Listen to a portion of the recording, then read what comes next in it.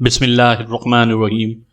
سامعین کرام، آپ سن رہے ہیں عمران سیریز کا ناول پرنس ونچل، جس کے مصنف ہیں ایم اے راحت، اور یہ اس سلسلے کی قسط نمبر 4 ہے۔ مجھے امید ہے کہ آپ کو میری یہ کاوش بھی دوسری کاوشوں کی طرح پسند آ رہی ہوگی۔ آپ نے اگر ابھی تک میرا چینل کہانی گھر سبسکرائب نہیں کیا تو ابھی میرے اس چینل کو سبسکرائب کر کے بیل آئیکن پر بھی کلک کر دیجئے تاکہ آنے والی نئی کہانی کی اطلاع بر وقت آپ تک پہنچ سکے۔ عمران نے کہا کہ ہمارے ملک میں ابھی تک وائٹ فوکس نے کوئی ایسا جرم نہیں کیا جس کی سزا موت ہو۔ زیادہ سے زیادہ ہم یہ کر سکتے ہیں کہ اسے گرفتار کر کے انٹرپول کے حوالے کر دیں، مگر اس بات کا کیا ثبوت ہے کہ وہ فرار نہیں ہو جائے گا یا وہ دوبارہ ہمارے ملک کا رخ نہیں کرے گا؟ اس بار تو ہمیں پتہ چل گیا ہے، آئندہ نہ چل سکے۔ اور دوسری بات یہ کہ ہم اسے انٹرپول کے حوالے کر کے مطمئن ہو جائیں اور اس کے ساتھ ہی در پردہ کام کر گزریں۔ اور ایک اور پہلو یہ بھی ہو سکتا ہے کہ جس کو ہم نے گرفتار کیا ہے وہ اصلی پرنس ونچل نہ ہو۔ عمران نے باقاعدہ تقریر کرتے ہوئے کہا، مگر آخری فقرے پر وہ خود بھی چونک پڑا۔ عمران صاحب، میں معافی چاہتا ہوں، واقعی میں جھنجھلاہٹ میں مبتلا ہو گیا تھا، بلیک زیرو نے شرمندہ لہجے میں کہا۔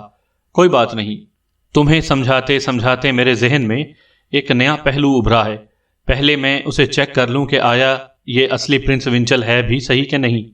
عمران نے سنجیدہ لہجے میں کہا، مگر جناب، ہمارے پاس اصل پرنس ونچل کی تصویر بھی تو موجود نہیں، ہم کیسے چیک کریں گے کہ آیا یہ اصل مجرم ہے کہ نہیں؟ بلیک زیرو نے کہا۔ ہاں، یہ بات تو ٹھیک ہے، عمران نے جواب دیا، اور پھر کچھ سوچتے ہوئے اس نے دوبارہ کہا، میرا پہلا خیال ہی درست ہے، اسے یہاں سے فرار کر دیا جائے اور اس کی مکمل نگرانی کی جائے، اس طرح شاید کوئی با مقصد کلیو مل جائے۔ اس کے ساتھ ہی اس نے کلائی کی گھڑی کا بٹن کھینچ لیا اور فریکوینسی سیٹ کرنے لگا۔ جلد ہی رابطہ مل گیا۔ یس، صفدر سپیکنگ، اوور۔ دوسری طرف سے صفدر کی آواز سنائی دی۔ X2، over. عمران نے مخصوص لہجے میں جواب دیا، یس سر، اوور۔ صفدر کا لہجہ یکسر مؤدبانہ ہو گیا۔ صفدر، تم کیپٹن شکیل اور تنویر کو کانٹیکٹ کر کے 15 منٹ کے اندر اندر دانش منزل کے سامنے پہنچ جاؤ۔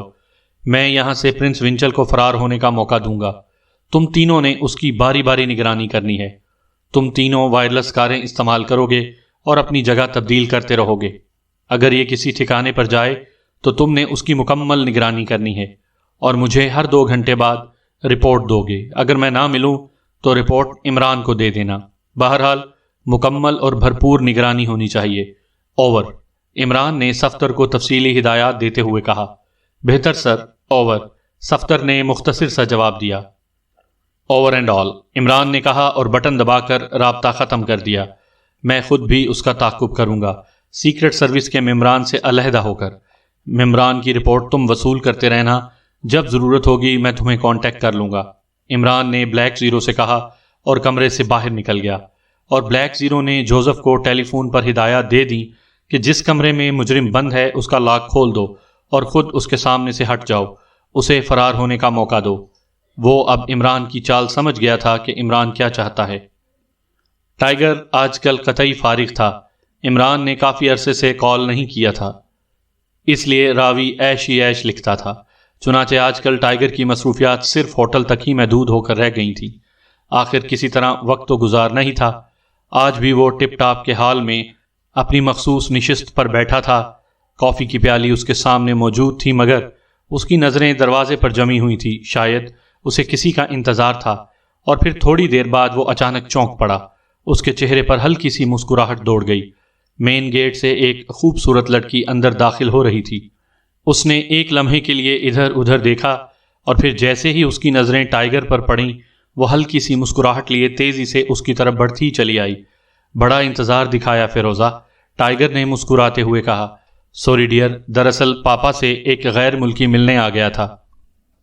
اس کی باتیں اتنی دلچسپ تھیں کہ مجھے وقت گزرنے کا احساس ہی نہیں ہوا۔ فیروزہ معذرت آمیز لہجے میں جواب دیتے ہوئے کرسی پر بیٹھ گئی۔ اچھا، تو یہ بات ہے، وہ غیر ملکی اتنا پسند آ گیا تھا کہ ہم بھول ہی گئے، ٹائیگر نے روٹھنے والے انداز میں کہا۔ ارے تم تو ناراض ہو گئے، بھلا ایسا کبھی ہو سکتا ہے کہ میں کسی اور کو تم پر ترجیح دوں؟ جب سے تمہارے ساتھ دوستی ہوئی ہے مجھے یوں محسوس ہوتا ہے جیسے میں نے اپنا آئیڈیل پا لیا ہے۔ فیروزہ نے بڑی سنجیدگی سے مگر جذباتیت سے بھرپور لہجے میں جواب دیا۔ اور ٹائیگر نے اس کی بات کا جواب دینے کے بجائے قریب سے گزرتے ہوئے ویٹر کو کافی کا آرڈر دے دیا۔ تھینک یو ڈیئر، مگر مجھے بتلاؤ تو صحیح کہ غیر ملکی نے ایسی کون سی باتیں کی جو اتنی دلچسپ تھیں کہ تم مجھے بھول گئیں؟ ٹائیگر نے دونوں کوہنیاں میز پر ٹیکتے ہوئے پوچھا۔ چھوڑو بھی ڈیئر، ایک دفعہ معذرت کر لی، تم تو ایک ہی بات کے پیچھے ہاتھ دھو کر پڑ جاتے ہو۔ وہ غیر ملکی پاپا سے کسی ایئرپورٹ پر ہونے والے کسی اہم واقعے کے متعلق گفتگو کر رہا تھا، شاید کوئی فوجی آدمی تھا۔ فیروزہ نے لا تعلقی سے جواب دیا اور ٹائیگر کے ذہن میں ایک نامعلوم سے خدشے نے سر ابھارا۔ فیروزہ کا باپ فوج میں ایک انتہائی اہم ذمہ دار عہدے پر فائز تھا۔ اس کا کسی غیر ملکی سے ملنا اور فوجی نوعیت کی باتیں کرنا ٹائیگر کو کچھ عجیب سا محسوس ہوا، مگر وہ فیروزہ کو چونکانا نہیں چاہتا تھا، اس لیے اس نے ادھر ادھر کی باتیں شروع کر دیں، اور باتیں کرتے کرتے اچانک اس نے پوچھا، کون سے ایئرپورٹ کے متعلق بات ہو رہی تھی تمہارے پاپا اور اس غیر ملکی میں؟ معلوم نہیں، فیروزہ نے ناگوار سے لہجے میں کہا، اور ٹائیگر خاموش ہو گیا۔ کافی پی کر وہ دونوں اٹھ کر ڈانسنگ فلور کی طرف بڑھ گئے۔ 2 راؤنڈ لگانے کے بعد جیسے ہی اپنی میز پر پہنچے، ٹائیگر نے دیکھا کہ اس کی میز پر ایک غیر ملکی بیٹھا ہوا تھا۔ وہ انتہائی شاندار صحت کا مالک تھا۔ ہیلو جان، آپ یہاں کیسے؟ فیروزہ نے چونک کر پوچھا۔ بس ویسے ہی، تم نے ٹپ ٹاپ کی تعریف کی تھی اس لیے میں یہاں آ گیا، غیر ملکی نے کھڑے ہوتے ہوئے کہا۔ ان سے ملیے، مائی فرینڈ مسٹر آفریدی، اور آپ ہیں مسٹر جان، پاپا کے دوست، جن کی دلچسپ باتوں کی وجہ سے میں لیٹ ہو گئی تھی، فیروزہ نے ٹائیگر اور غیر ملکی کا تعارف کراتے ہوئے کہا۔ ان دونوں نے ایک دوسرے سے ہاتھ ملاتے ہوئے رسمی جملوں کا تبادلہ کیا اور پھر وہ سب میز کے گرد بیٹھ گئے۔ ٹائیگر نظروں ہی نظروں میں جان کو ٹٹول رہا تھا۔ جان کی شخصیت ٹائیگر کو کچھ مشکوک سی معلوم ہو رہی تھی، مگر وہ خاموش رہا۔ جان نے ادھر ادھر کی باتیں کرنے کے بعد اچانک فیروزہ سے مخاطب ہو کر کہا، مس فیروزہ، آپ کے پاپا نے آپ کے لیے پیغام دیا ہے، اگر مسٹر آفریدی ہمیں چند لمحے عنایت کر دیں تو۔ جان نے ٹائیگر کی طرف معذرت طلب نظروں سے دیکھتے ہوئے کہا، ٹھیک ہے، میں ذرا ٹوائلٹ تک ہو آؤں، آپ بات کریں، ٹائیگر نے اٹھتے ہوئے کہا اور پھر تیز تیز قدم اٹھاتا ہوا ٹوائلٹ کی طرف بڑھتا چلا گیا۔ ٹوائلٹ ہال سے ہٹ کر گیلری میں تھا۔ وہاں جا کر ٹائیگر ایک ستون کی آڑ میں کھڑا ہو گیا۔ یہاں سے ہال صرف صاف نظر آ رہا تھا۔ اس نے دیکھا کہ جان نے فیروزہ کو سرگوشی کی اور فیروزہ نے اسبات میں سر ہلا دیا اور پھر جان جانے کے لیے اٹھ کھڑا ہوا۔ دوسرے لمحے وہ تیز تیز قدم اٹھاتا ہوا ہال کے مین گیٹ کی طرف بڑھ گیا۔ ٹائیگر بھی خاموشی سے اس کے پیچھے چل دیا۔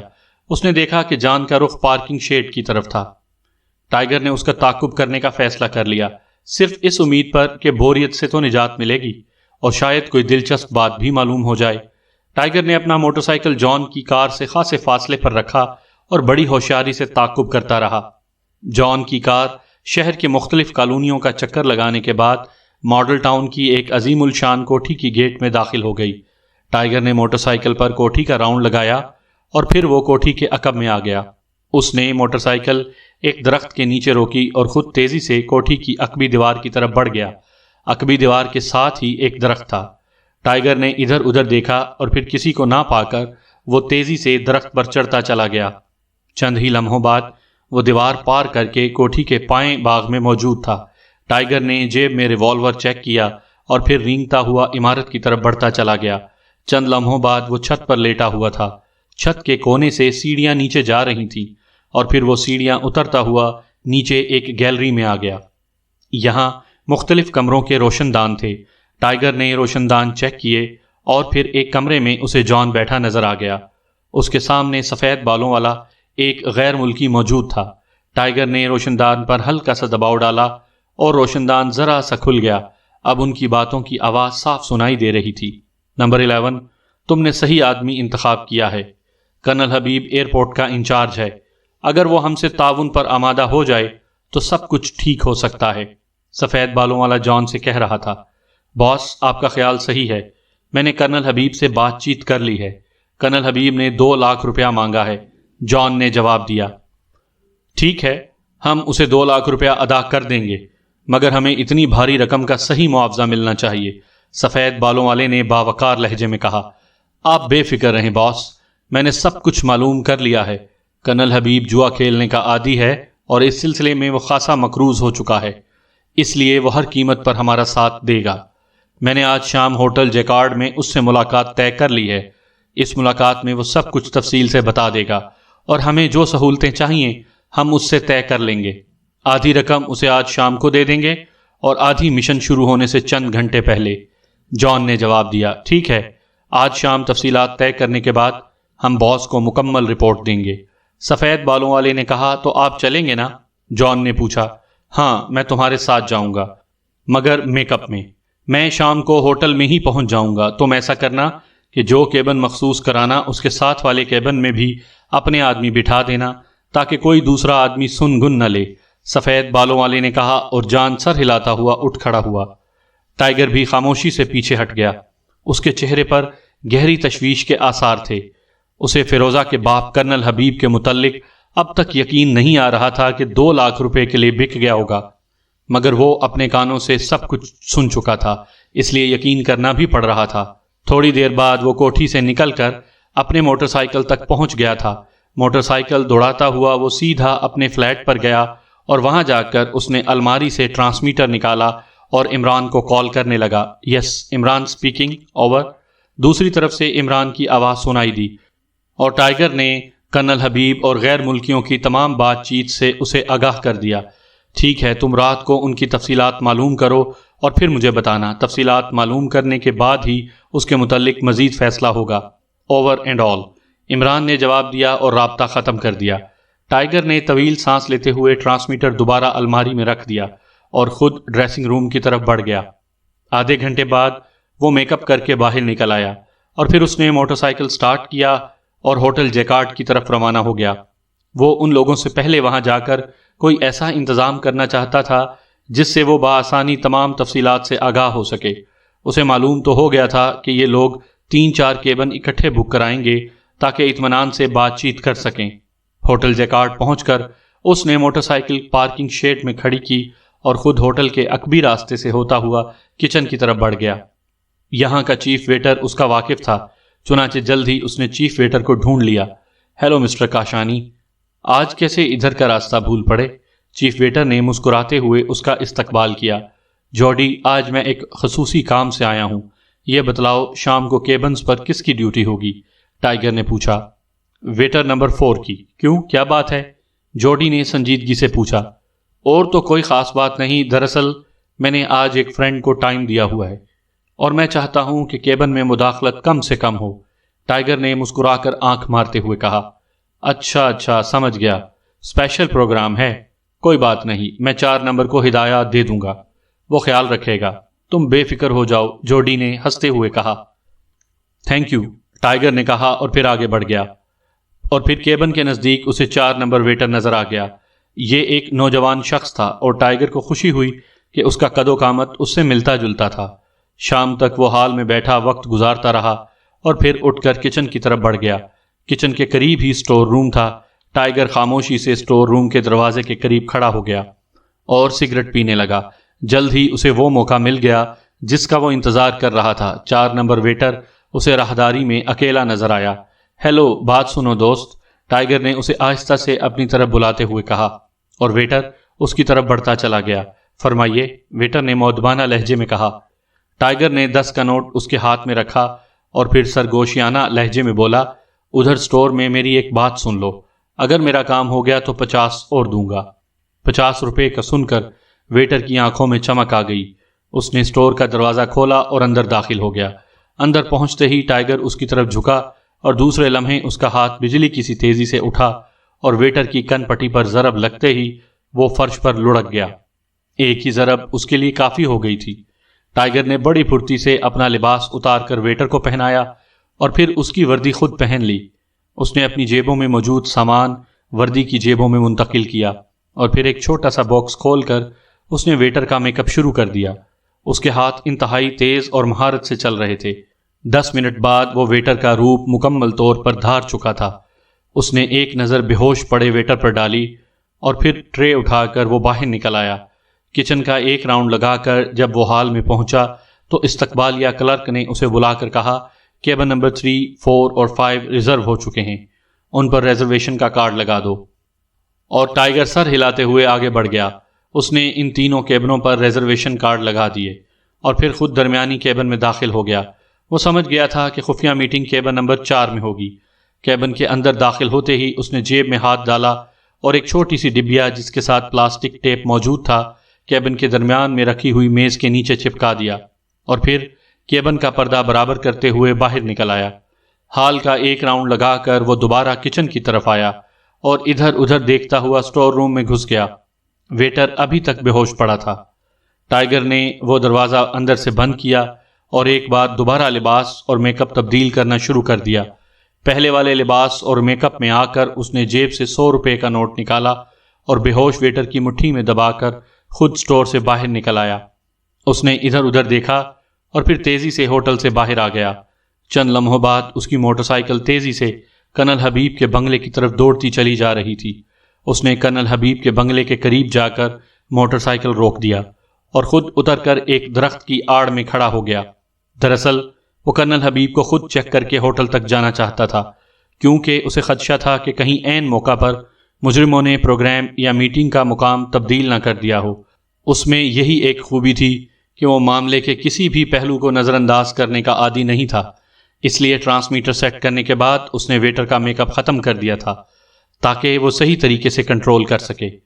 ابھی اسے وہاں کھڑے تھوڑی ہی دیر ہوئی تھی کہ بنگلے کا گیٹ کھلا اور دوسرے لمحے ایک چھوٹی سی کار باہر آ گئی۔ کار کو کرنل حبیب خود چلا رہا تھا اور کار میں اکیلا تھا۔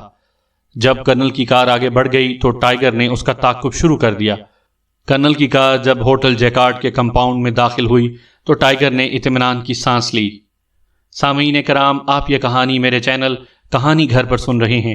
مجھے امید ہے کہ آپ کو میری یہ کاوش بھی پسند آ رہی ہوگی۔ آپ نے اگر ابھی تک میرا چینل کہانی گھر سبسکرائب نہیں کیا تو ابھی میرے چینل کو سبسکرائب کر کے بیل آئیکن پر کلک کر دیجئے تاکہ آنے والی نئی کہانی کی اطلاع بھر وقت آپ تک پہنچ سکے۔ اور پھر جب کرنل کار پارکنگ شیڈ میں کھڑی کر کے ہوٹل کے مین گیٹ میں داخل ہو گیا تو ٹائیگر بھی آگے بڑھا۔ اس نے جیب میں ہاتھ ڈالا اور پھر ہاتھ کو منہ پر اس طرح پھیرا جیسے وہ منہ صاف کر رہا ہو، مگر جب اس کا ہاتھ چہرے سے ہٹا تو اس کا حلیہ تبدیل ہو چکا تھا۔ گھنی مونچھیں اور ناک میں موجود سپرنگوں نے خاصا فرق ڈال دیا تھا۔ اس نے یہ ریڈی میڈ میک اپ اس لیے کیا تھا کہ 4 نمبر ویٹر اسے پہچان کر کوئی ہنگامہ نہ کر دے۔ ہال میں داخل ہو کر اس نے ادھر ادھر دیکھا تو 4 نمبر کیبن پر خالی نہیں ہے کہ تختی لگی ہوئی تھی۔ اس سے صاف ظاہر تھا کہ کرنل کیبن میں موجود ہے۔ ہال میں کئی میزیں خالی تھیں۔ ٹائیگر نے ایک انتہائی کونے میں موجود الگ تھلگ میز منتخب کی اور کرسی گھسیٹ کر بیٹھ گیا۔ اس نے جیب سے ایک چھوٹا سا آلہ سماعت نکال کر کان میں جما دیا، جس کی تار اس کی جیب میں جا رہی تھی۔ کیونکہ ایسے آلے بہرے کافی تعداد میں لگائے رکھتے ہیں، اس لیے اس پر کوئی شبہ نہیں کر سکتا تھا۔ اس نے جیب میں موجود ریسیور سیٹ کا بٹن آن کر دیا اور اطمینان سے کرسی پر بیٹھ گیا۔ جب ویٹر اس کے قریب آیا تو اس نے اسے کافی لانے کا حکم دیا۔ چند لمحوں بعد اس نے دیکھا کہ ہال میں 6 غیر ملکی داخل ہوئے۔ ان میں وہ سفید بالوں والا اور جان بھی موجود تھا۔ سفید بالوں والوں کے چہرے پر گھنی داڑھی لہرا رہی تھی۔ ٹائیگر سمجھ گیا کہ وہ میک اپ میں ہے۔ جان اور اس کے باس سیدھے 4 نمبر کیبن میں چلے گئے۔ باقی 4 غیر ملکیوں نے ساتھ والے کیبن سنبھال لیے۔ ہیلو کرنل، ہمیں دیر تو نہیں ہوئی؟ ٹائیگر کے کانوں میں آواز آئی۔ نہیں، میں ابھی آ کر بیٹھا ہوں، کرنل کی آواز سنائی دی۔ اس بیگ میں 1 لاکھ روپیہ موجود ہے، اب آپ ہمیں تفصیلات بتلائیے، غیر ملکی نے نرم لہجے میں کہا۔ آپ مجھ سے پوچھئے، میں جواب دیتا جاؤں گا، کرنل کی آواز سنائی دی۔ کرنل، کل رات کو 12 بجے ملٹری ایئرپورٹ پر کوئی خفیہ مشن سر انجام دیا جانا ہے، آپ ہمیں اس کے انتظامات کی تفصیلات بتائیں، جان کی آواز سنائی دی۔ اس کے متعلق مجھے آج ہی ہدایات موصول ہوئی تھیں۔ رات کو 12 بجے سائنا کا ایک جہاز خفیہ طور پر وہاں آئے گا، اس میں سے ایک بنڈل اتارا جائے گا۔ ایئرپورٹ پر ملٹری انٹیلیجنس کا پہرا ہوگا۔ وزارت دفاع کا ایک اعلیٰ نمائندہ اور 4 سائنسدان ایئرپورٹ پر آنے والوں کا استقبال کریں گے۔ ایک خصوصی کار میں وزارت دفاع کا نمائندہ اور سائنسدان وہ بنڈل لے کر پہلے وزارت دفاع کے دفتر جائیں گے اور پھر وہاں سے وہ بنڈل ایٹامک انرجی کمیشن میں لے جایا جائے گا۔ اس کار کو تحفظ دینے کے لیے ملٹری انٹیلیجنس کی کاریں اس کے آگے پیچھے ہوں گی، کرنل نے تفصیلات بتلاتے ہوئے کہا۔ ٹھیک ہے کرنل، دراصل بات یہ ہے کہ ہم نے وہ بنڈل حاصل کرنا ہے۔ آپ اس سلسلے میں ہماری کیا مدد کر سکتے ہیں؟ جان کی آواز سنائی دی۔ دیکھیے جناب، میں نے 2 لاکھ روپے صرف تفصیلات بتلانے کے لیے لیے ہیں، اس سے زیادہ مزید تعاون میرے بس سے باہر ہے، کیونکہ میں خود بھی اس جہاز کے قریب نہیں جا سکتا، اور پھر آپ مجھے بتائیے کہ آپ وہ بنڈل کیوں حاصل کرنا چاہتے ہیں؟ کرنل کی آواز سنائی دی۔ اس بات کا آپ کو رہنے دیں، بہرحال ہم خود ہی کوئی انتظام کر لیں گے۔ آپ یہ رقم کا بیگ اٹھائیں اور خاموشی سے چلے جائیں۔ آپ کی بقایا رقم کل رات 10 بجے آپ کو مل جائے گی۔ جان کی آواز سنائی دی۔ ٹھیک ہے، کرنل کا جواب آیا۔ اور ہاں کرنل، جانے سے پہلے ہماری ایک بات سن لیں۔ اگر آپ نے اس کے متعلق کسی کو کچھ بتلایا یا اشارہ بھی کیا تو نہ صرف آپ کی بقایا رقم ڈوب جائے گی بلکہ آپ اپنی جان سے ہاتھ بھی دھو بیٹھیں گے۔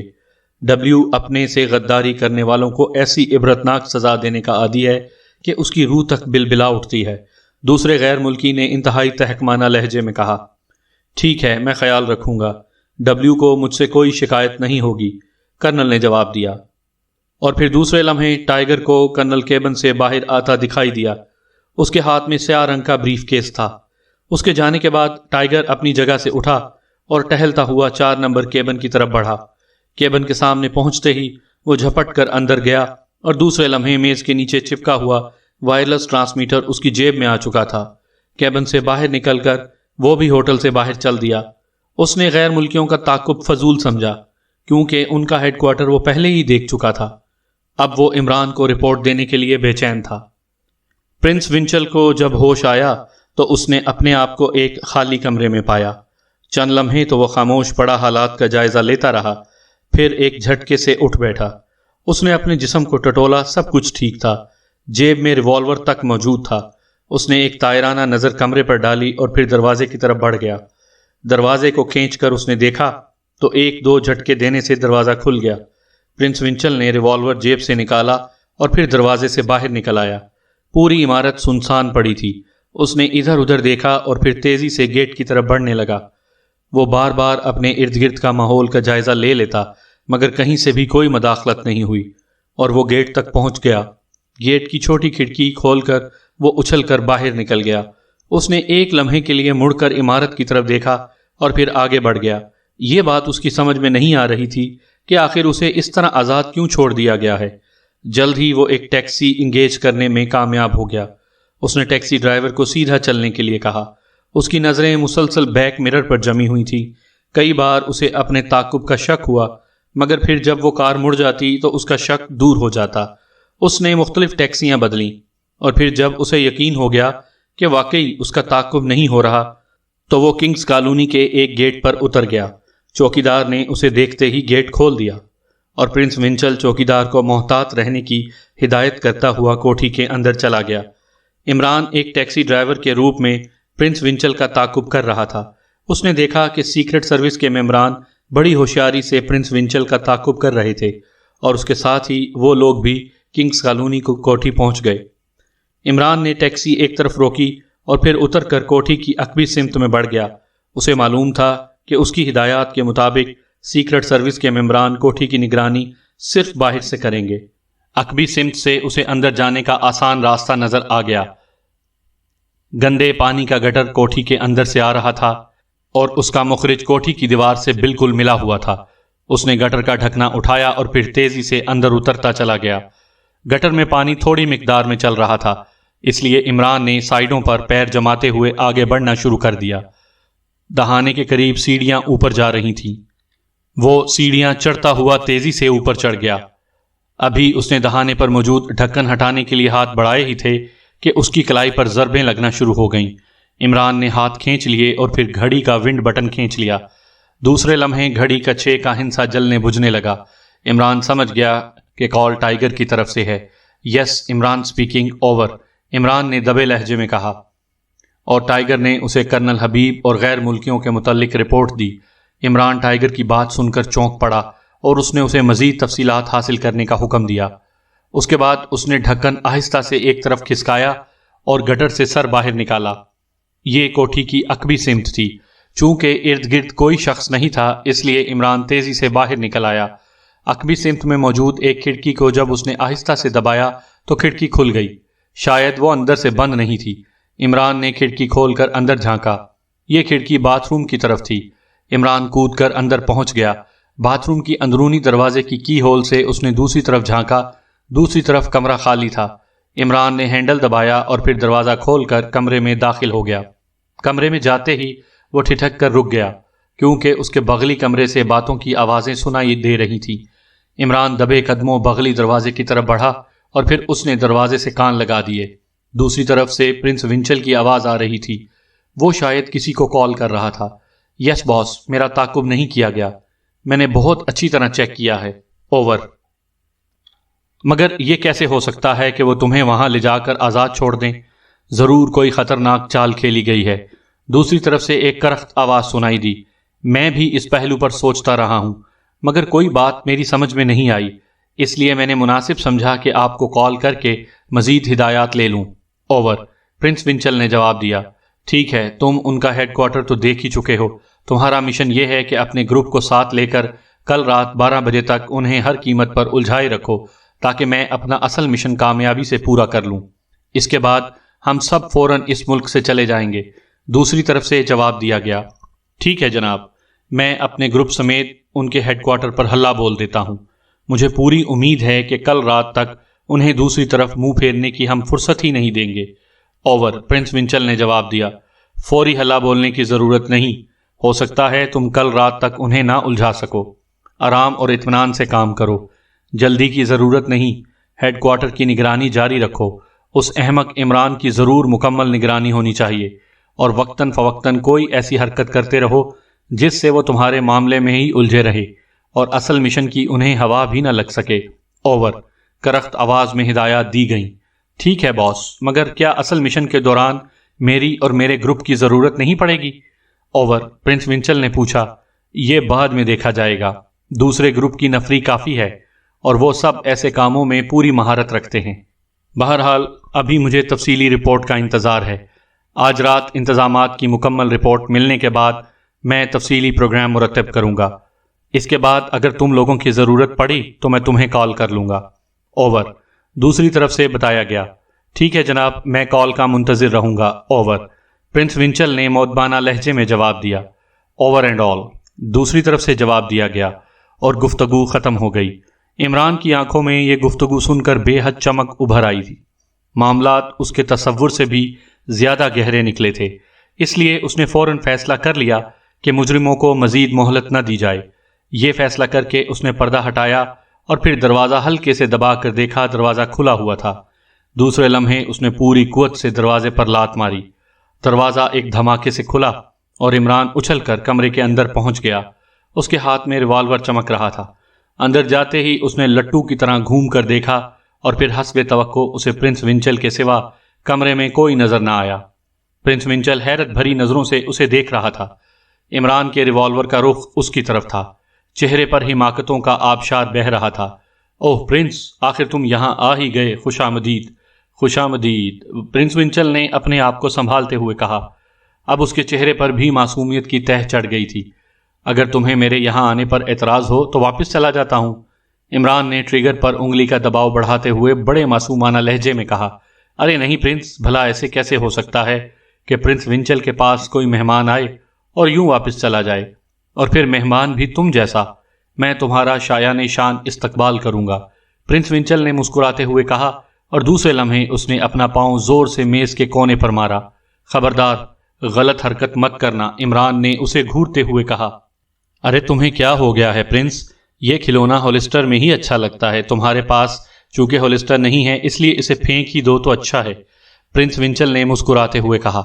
اور دوسرے لمحے عمران یہ دیکھ کر حیران رہ گیا کہ کمرے کی دیواریں اپنی جگہ سے یوں سمٹ گئیں جیسے کوئی آدمی پردے سمیٹ دیتا ہے، اور اب دیواروں کی جگہ چاروں طرف آدمیوں کی قطاریں کھڑی تھیں جن کے ہاتھوں میں سٹین گنیں تھیں، اور ظاہر ہے کہ ان سٹین گنوں کا رخ عمران ہی کی طرف تھا۔